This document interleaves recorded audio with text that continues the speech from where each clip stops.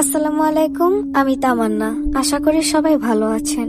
আজকে যে গল্পটি বলবো তা আমাদের বাসার ভাড়াটিয়ার মেয়ের গল্প। তার নাম আরিশা।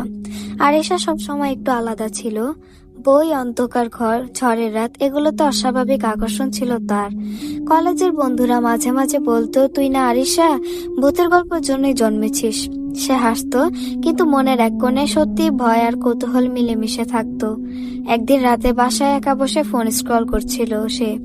হঠাৎ ফেসবুকে একটি পুরনো ভাঙাচোরা বাড়ির ছবি সামনে এলো। বাড়িটা দেখে মনে হচ্ছিল বহু বছর কেউ পা রাখেনি সেখানে। জানালাগুলো ভাঙা, দেয়ালে লম্বা ফাটল, আর চারপাশে ঘন ঝোপঝাড়। মাঝখানে লাল হরফে লেখা, নিষিদ্ধ দারোগার বাড়ি। এখনো কি কেউ সাহস করে ঢুকতে পারবে?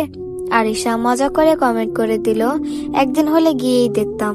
মনে হচ্ছিল এ শুধু সাধারণ কমেন্ট, কিন্তু রাত 2:04 হঠাৎ ফোনে নোটিফিকেশন বাজলো। একটি অচেনা আইডি থেকে মেসেজ। তাহলে চলে এসো, আমরা অপেক্ষা করছি। গায়ে কাঁটা দিয়ে উঠল আরিশার। সে ভেবে নিল হয়তো বন্ধুদের কেউ দুষ্টুমি করছে, সুতরাং রিপ্লাই দিল না। কিন্তু 5 মিনিট পর আরেকটি মেসেজ। ঠিকানা পাঠানো হলো, শুক্রবার সন্ধ্যায় এসো, একা। আরিশা আতঙ্কে ফোনটা নিচে রেখে দিল।